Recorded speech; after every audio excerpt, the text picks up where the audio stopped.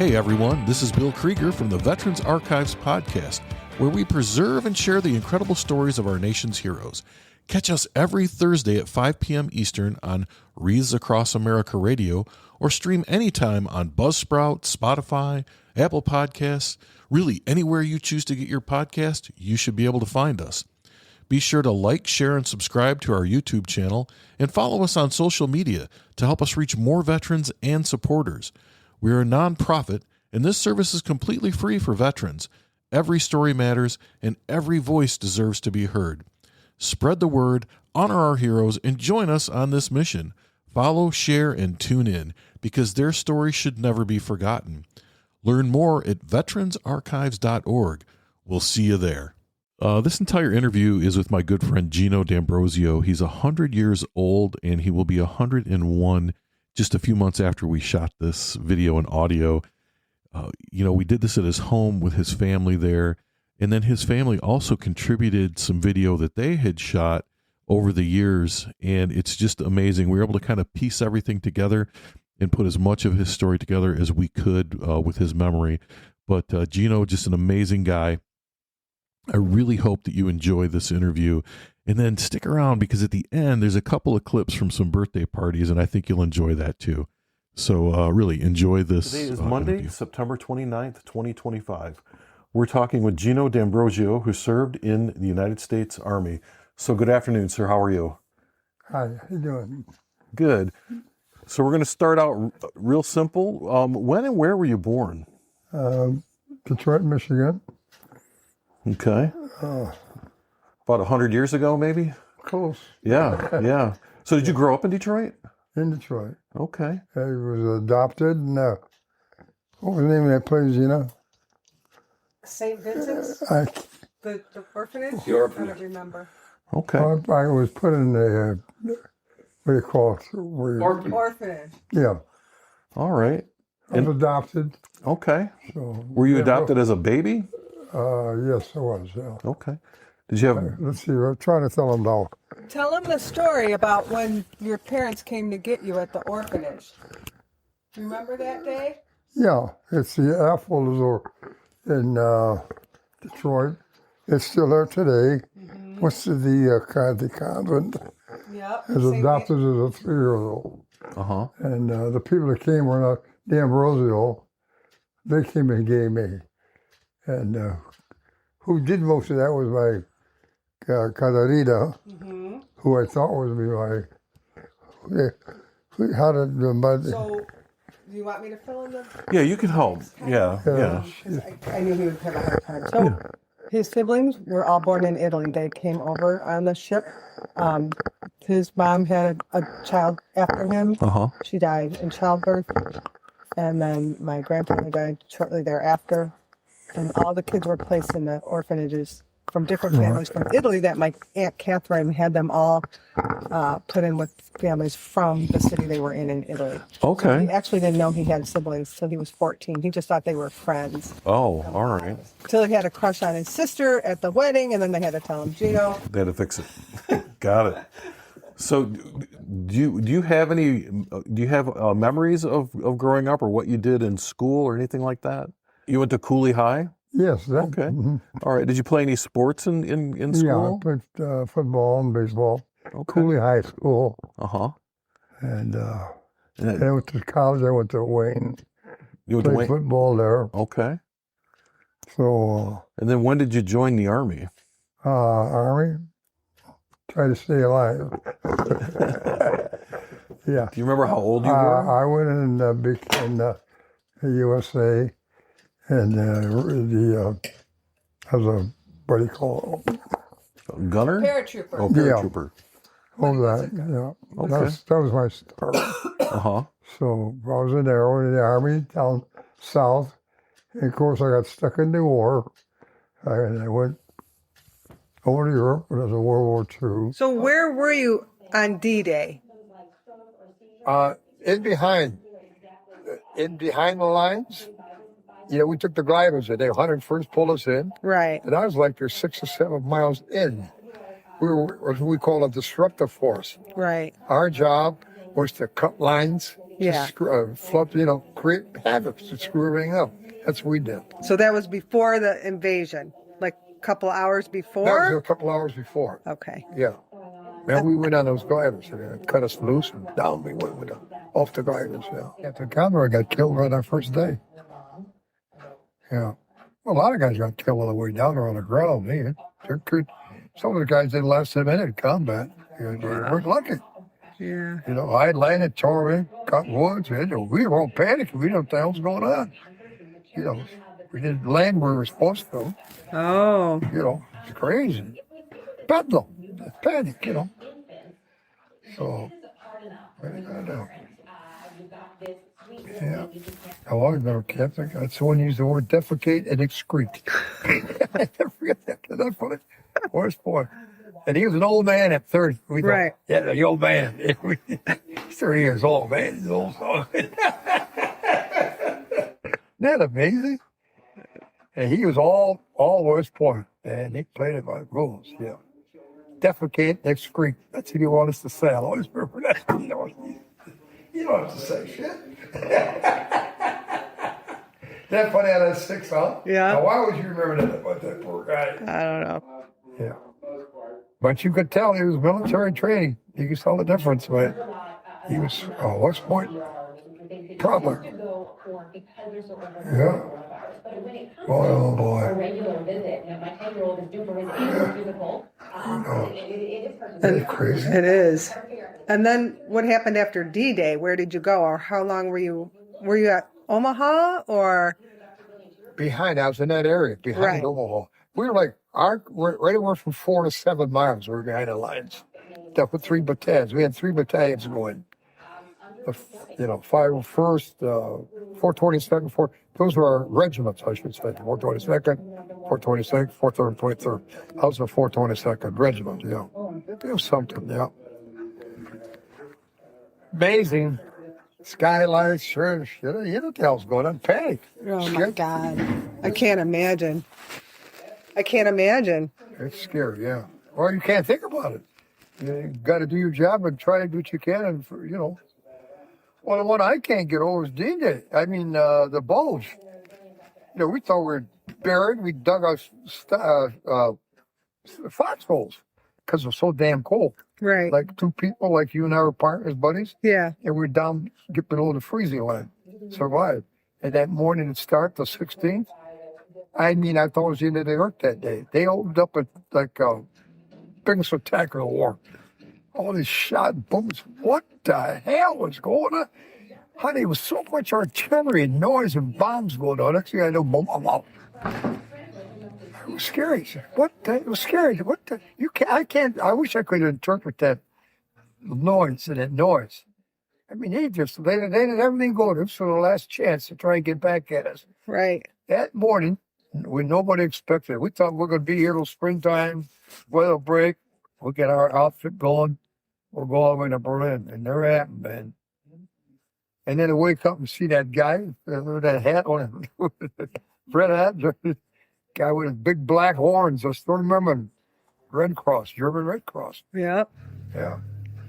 And then he took you where? Into that town, Right. Prom. Okay. That's the one I want to look up. The little church, yeah.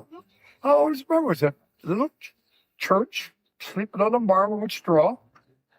Germans and Americans together, like buddies. And the doctor was real nice. He said, "You'd be okay here," but he said, "When you get over there, it's a big difference." He said, especially the SS. He called it. Yeah. And that first night, they were, don't even stand up. They told me, stand up. We got machine guns set. And it was so damn cold. Yeah. It was so cold. Yeah, boy, they put us in that damn train. I still, to this day, may for eternity, they opened us up and let us on those. They strafed us on New Year's Eve. Well, they didn't know we were in there. The British, I told you, the Americans bombed during the day, and the British at night. And on British, we were all staying, like I told you, we couldn't even take a poop. Right. And the sirens went off, and roaring and roaring. Next thing we know, they pulled the doors open. The Germans, they're out.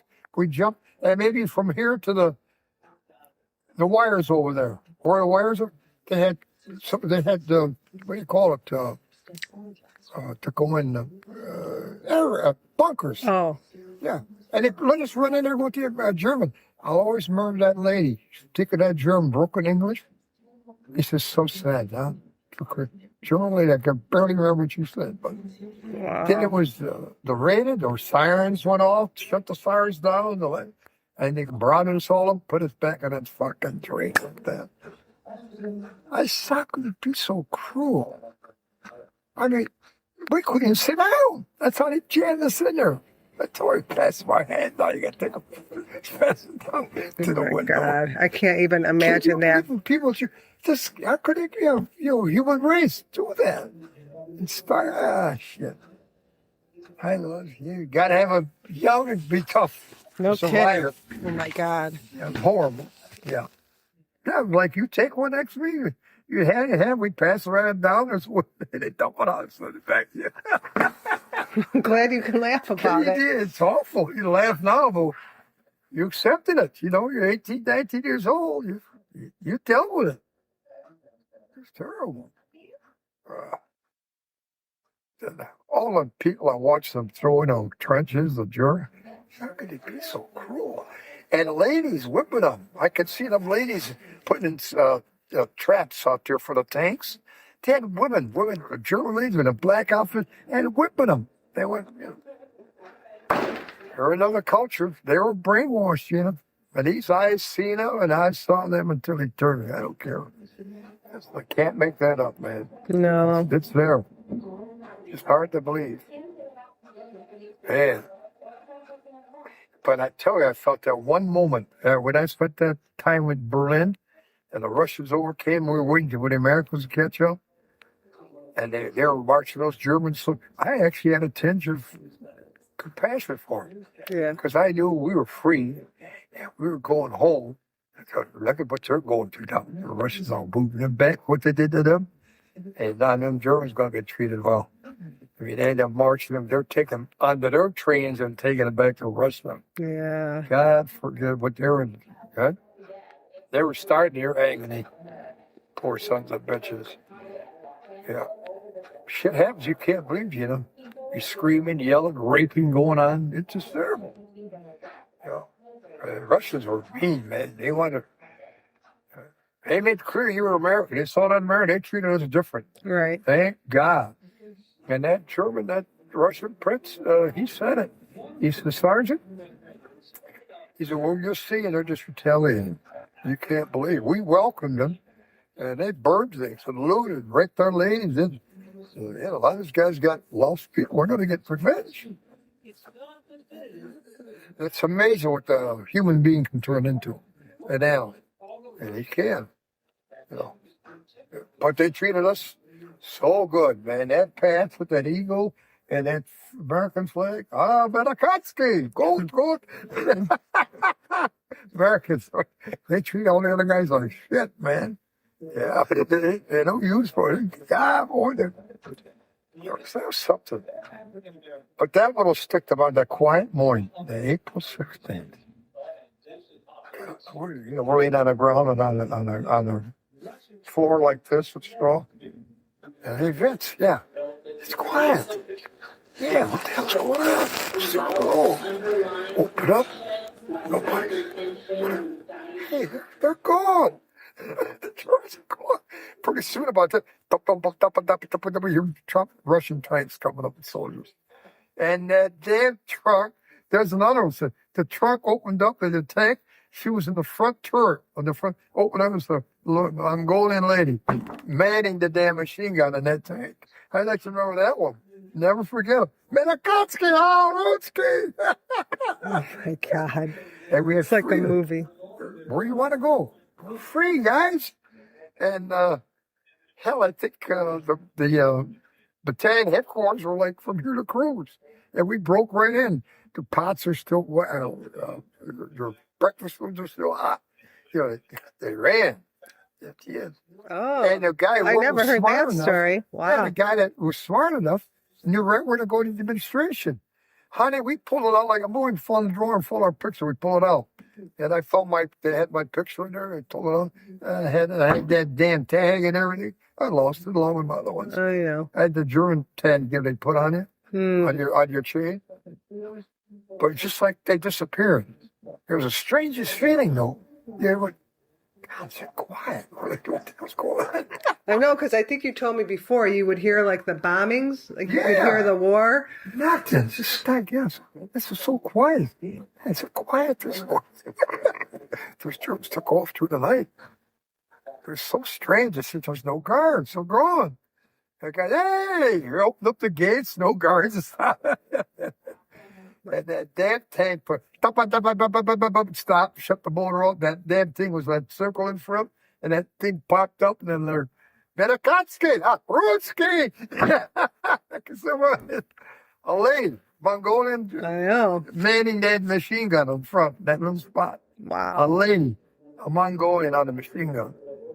They're nuts.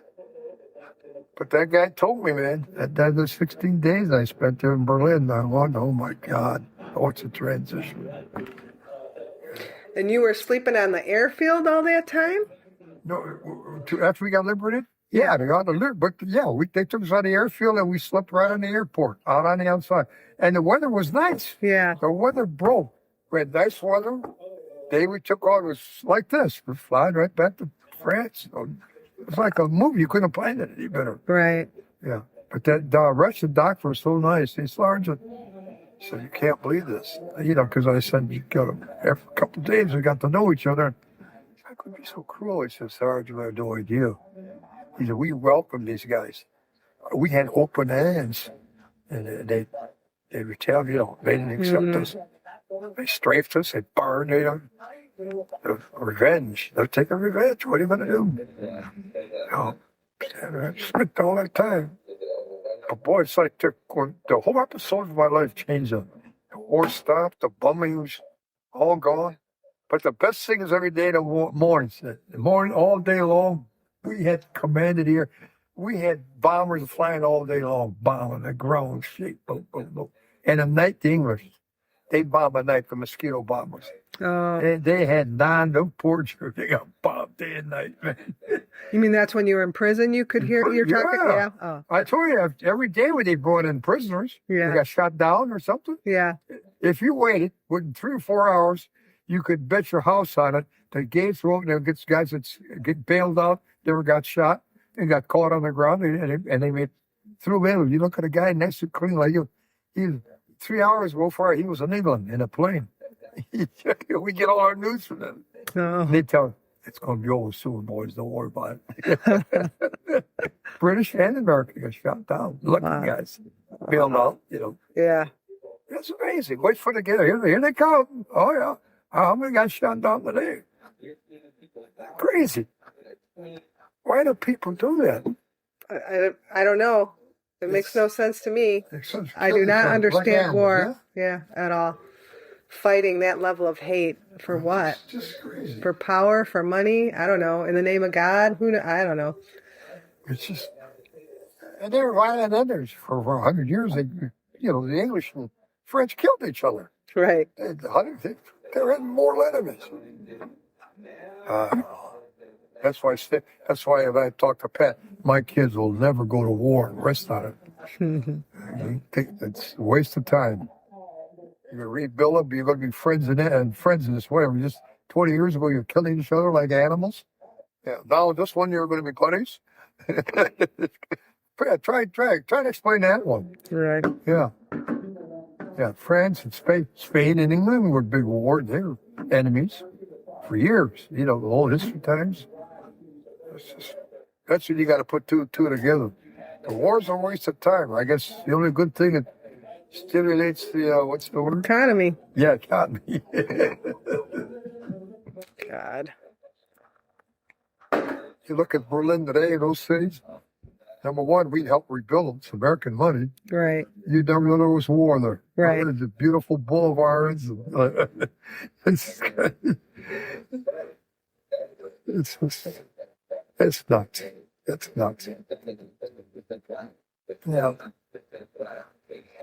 then later on, our Americans got so bad that the French started hating us because, our guys, they act like pigs after a while, They welcome all our guys, and after that, it changes all the time, they were kissing them, hugging them, giving by, and after a while, they started hating us because of damn Americans, acting like pigs.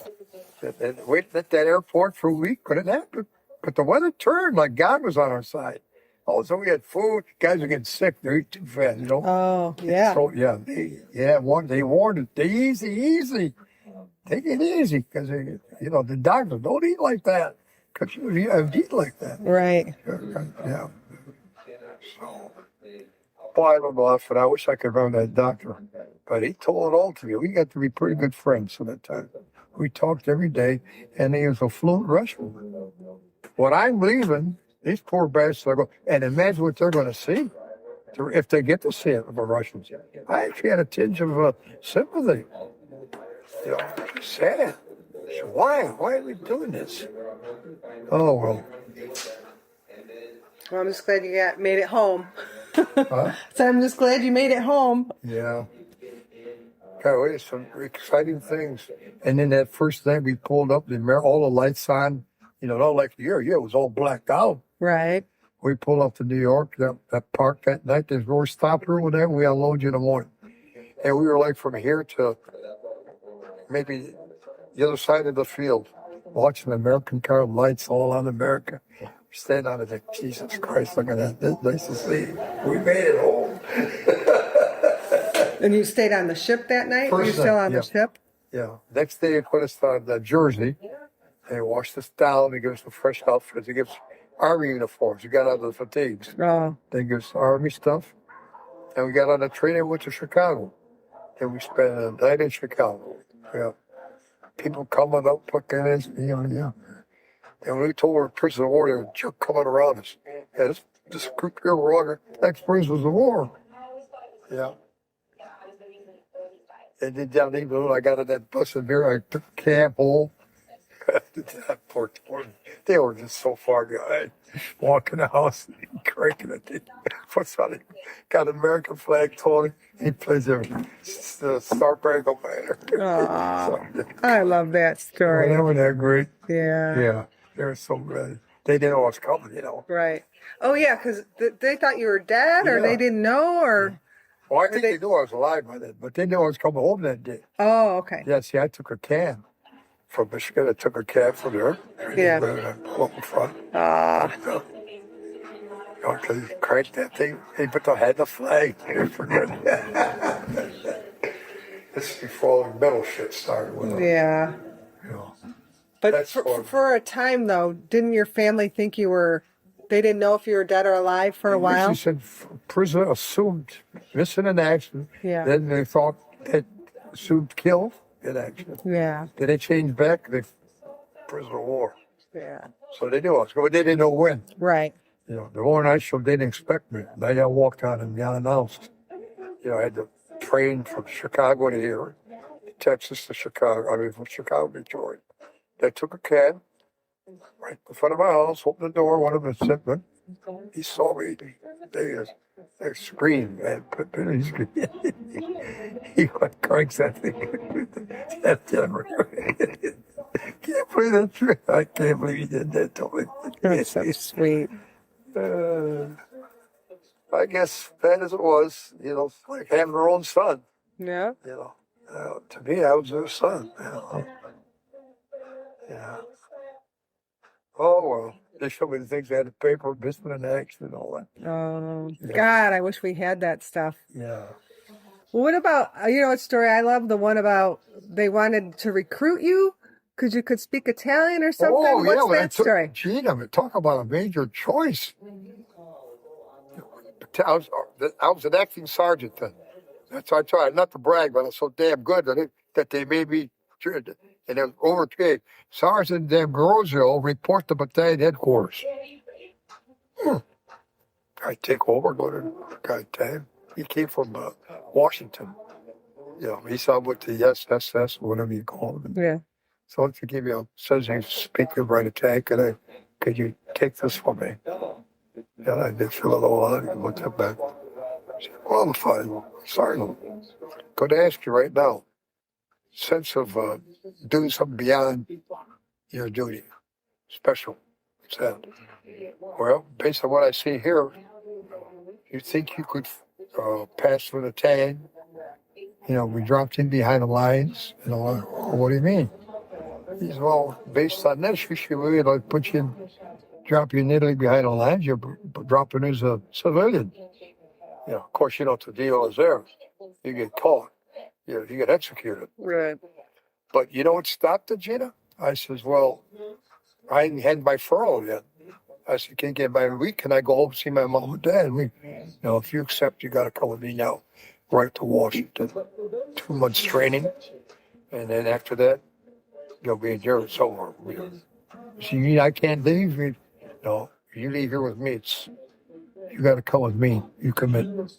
You're training, and who knows what happens in there. You'll be a spy, actually. Right. So, no, I can't go for that. So, Captain, I got to get down. I got to go home. That's how it happened. I can't believe they let you say no. Thank God they did. Oh, that's an option. Your consequence. You get caught, you're going to get executed. Yeah. Being a spy. Yeah. You're done. Right. He pointed it out too. I even forgot how he phrased it, but he said the consequence was something. He said, but you're caught in this thing, you're spy, you get executed. But I said, well, then go see a week. I'll try it, But he said, no, best thing that ever happened. Yeah. Oh my God. Isn't that funny? Yeah. But they hear it like it's still in speakers. We're right in the early part of the morning, a little after 10 o'clock in the morning. I'm doing jumping jack. Got up at 10, doing all that shit. They're out there. Sergeant D'Ambrosio, report to the battalion headquarters. Remember that's right? Yeah. The last time I came by home, driving my Beamer, I went right by the front of it. I didn't have the guts to go. I was going to go back in my last training camp. Yeah, one of my stops was Fort Jackson. Oh. And I looked at it. I was right in front of it. And I looked at it. I forget what happened in the past. So this was the early part of my career. Oh. This was when I was just a rookie. But by accident, I didn't get there by board. On the highway, and it came up on it, and there's Fortune. What the hell? That's where I started as a recruit. Wow. Isn't that funny how that worked out? Yeah. Oh, life is strange, man. Oh, well. Gosh. You never know. My two best friends, Lacone and Frankie Dorado. Frankie took me home on a 3-day leave. Took me to his little apartment he lived in New York City, right now in the city. Oh. Yeah, let's come on, just stay at my house on your break. And, Frankie Dorado, D-O-R-T-O. He was the guy who was wounded next to me. Never saw him again. After the Germans picked me up, I never saw or heard from him again. Frankie Dorado, D-O-R-T. And he took me to New York City. That's how I got to see it. His mom made spaghetti. They had a little small apartment, little table like this. She made spaghetti for us. It was a 3-day break. That's all it was. And Frankie Dorado, He was the other guy who was wounded next to me. And Jimmy Lacole. Those were my two running guys. But the funniest part is those 3 sergeants taking me, married, embracing me. Come on, you're going with us, man. Badass. That was in the States or? That's training. That's one of my strides were training me. Oh. And right away, we're still taking basic. Not to brag, I was so damn good at it and all that. The box, well, he said, you're going to lead this battalion here. And that's something. Then he goes, you're going with us, kid, in town. They're 24-22. They're like my dads, Right. They wanted me to help back them up. Couldn't be any problems. Sergeant Brown, Sergeant Knight, Sergeant Finley. My three sergeant trainers. That's something. They're such a different 18 and 25. They're like older guys. Right. But then I thought that was really pretty damn good. Yeah. I heard my stripes, man. I tell you, Dad was a badass, man. I punched those guys on the Saturday. It was amazing. I don't know. I miss my calling, man. Did you end up in a church somewhere? Yeah, the church was, we were both wounded and we're taken down to, well, the nice thing was the German doctor, and when he's taking us to the doctor, he says, you'll be with German and together. Prum was the name of, in Belgium. And that's who we were taken in the German wounded king and taken to the hospital. And we were laid in there with Germans and Americans. The German mercies were pretty good. They're damn nice guys. Yeah, and the captain I had was a very nice guy. And I got taken there, and they told me, they said, you'll be in that hospital from Belgium. And he said, you'll be in with German and yourselves. Okay. And went to church at the name of that city on the ground with it.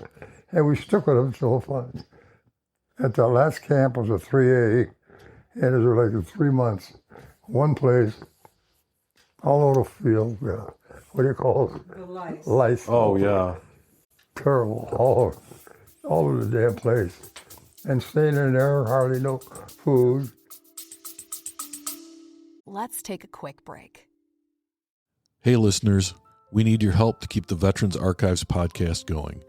We're a nonprofit dedicated to preserving the stories of our nation's heroes, and we provide this service completely free to veterans. Your support helps us record, share, and archive these incredible stories so future generations never forget the sacrifices made for our freedom. Every donation, big or small, makes a difference. Visit veteransarchives.org to contribute today. Help us honor their service by ensuring their voices are heard. And thank you for your support, and thank you to all the veterans who have served our country. So, do you recall how the Russians got you back to the Americans? Yeah, they put us, and we took we were there. We got flown out outside of Berlin, all them back to where they actually come in. Flew right back over from the war was. Right back into France? Going back to where I was. Yeah. I can remember where the war was all the way back. Yeah. Taken back to Camp Lucky Strike. Was that named after the cigarettes? That's the baby you want to see. There's so many guys all on deck. We looked pretty bad. Yeah. But that's where we were, and basically got us back to the hospital. Stewed, kill the lice. Oh, get all the lice off you? Took all, had them all over, all over us. It crawled all over thousands. Oh, that's awful. That was a mess. Did you used to sneak out, though, and get food? Yeah, that was the last, yeah. Yeah, I was the king. Tell me about that. Oh, that was it. I was in there with the Italian. And I'd go and meet the deck. I could swing it fluently. And they let me go over to the Italians. And they could break like this. I might bring them over to Italians. I became great friends with the Russians and the Italians. Well, let me ask you. I see that you've been awarded the Purple Heart twice. Yeah. Do you recall how that happened? Well, I was off the bouncing from a long day. Yeah, you got some of the planes and my tour stuff got wounded by some of it. And a lot of us got on the way down. Got shot and killed on the way down. Like that. First American to go back. Got freed, cleaned up and all, and with a French guy and American. And he said, see, you're at that boat. The guy said, tomorrow you're lucky, man. Face that way, that boat does go back. I was the first guy to go back with the Americans. All the way back. And to leave, come back to where we started and to go back to America. Right. And to see the American all lit it up in the distance, it was just crazy. It was just not so nice. Clean water, America all lit it up. And they took us right back. I went back to the nicest could be as the worst as was going in. Going there was so damn rough going over there. Yeah. It was nuts, man. The war part was ridiculous. But the end part was, I was very lucky. Came here one day in Paris, It was like about a 1 hour drive where I was at. And so they had a couple of black guys too. They used a truck. They take them in Paris and let them watch them drive around. So I spent a day in Paris. That was pretty nice. A couple of guys who were with the American they weren't warriors or part of the army. Washing, what do you call that? Clothes they would go washing here in the Queen. They're all dressed up nice, but they're in front. Civilians? Yeah, to tell where we're taking you and where you go. So I spent a day, and I always tell her this day because I was in Paris that day. I don't know what the hell I looked at. There was one of the most pretty girl at a corner. Sat, she's talking to look at it. And I kept wondering, I wonder if she's a hooker or a real girl. How large is that girl in France? She looking at, she's smiled at it. But it's not the same in real war when you're there. But being free and seeing the France, it's not pretty. A lot of good things, a lot of bad things. Yeah, just, it is what it is. So I just want to ask you one more question before we wrap up the interview. Okay. And that is, for people who listen to this story and watch this, years from now, is there some sort of message you'd like to leave for people or some sort of advice that you'd like them to take from you? I think it was nice for you to take them back with, I'm telling you some of the good stuff from what it was really like. Yeah. Yeah, with the real army and being off and being so skinny and weight when I got to come off that door. My mother and dad, they screamed when they saw me. I was so skinny. Yeah. So what's your I'd only been out of a cat that came about 3 months. Why this? All day they couldn't speak. Tony, take it all day. Pop it all the time. My dad and sister, they were not very good speak on English or read. They're not big shooters, my mother and dad. Well, you're strictly dad motored for my dad. So you're 100 years old. What do you think the secret is to such a long life? What do you think your secret is? Be nice to the people. I mean, be nice to the people, yeah. I thought, and get along with their neighbor, your companion. Yeah, be good to those people. And if you're good, they're good to you. I can't believe that guy put me on that plane. I mean, you're going home. Yeah. That Frenchman, first truck from where like our train had, boom, the light was winning, going back. First one, I got it today. I was the first guy in line. Gino D'Ambrosio? Yes, one. You're the first guy going that way, facing that bag. That was kind of funny. I'd like to thank you for taking this afternoon and talking with me. Thank you so much. Telling you. Come on, give us some words of Too many wisdom. guys get to this level, you know that. Nope. Yeah. 96? That's pretty good, man. You're 98. 98? Yeah. You see how good you are? Add 2. Is it Damn, 98? you're 98, Shmeen. Oh, my God. Yeah. Well, good for you. Really? Yeah. I had myself 96. Oh, boy. You're always shaving a couple years off all your life. You're not doing this anymore. That's right. Gina's still 32. I'm 35. I was I'm giving myself 35. credit only for 96. You only thought you were 96? Yep. Yeah, I was telling everybody I was 96. We did the math yesterday. What year were you born? The bind is slipping. What year were you born? 1924. November Excellent. 18th. There you go. You want to tell your Who was president? Ein Axel Swanswanson. Phil Swanson. I'm German. How much was gas? You what? How much was gas? Free. They paid you. They paid you. And I don't know who's my mama bitch.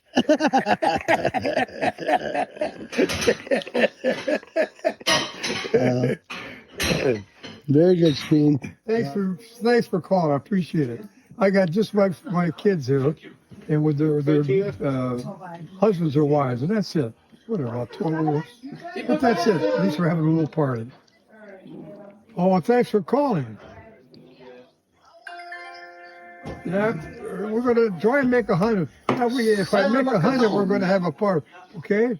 If I 100, we're going to have a party. I mean, next year. Going to Vegas. He's 99. I'm 99 right now, guys. You say it real fast, and in German it's ein Hutig. That's in German. Ich stehe mit einem Hutig. Deutschland Pritzenel. Verstehen? Okay. Thanks, you guys. We're looking forward to see. Yeah, we'll see them. And thanks, and everybody else that I missed. That's a wrap for this episode of the Veterans Archives podcast. We truly appreciate you taking the time to listen and honor the incredible stories of our nation's heroes. Don't forget, you can catch us every Thursday at 5 p.m. Eastern on Wreaths Across America Radio, or stream past episodes anytime on Buzzsprout, Spotify, Apple Podcasts, and as I've said before, any place you can find a podcast, you can find the Veterans Archives podcast. If you enjoyed this episode, please take a moment to like, subscribe, and share our content on YouTube and Facebook and TikTok and Instagram and across all social media. Every share helps us reach more people and preserve more stories. The Veterans Archives podcast is a nonprofit initiative, and our mission is simple: to give veterans a voice and ensure their stories are never forgotten. This service is completely free for veterans because their sacrifices deserve to be recognized and remembered. You want to help?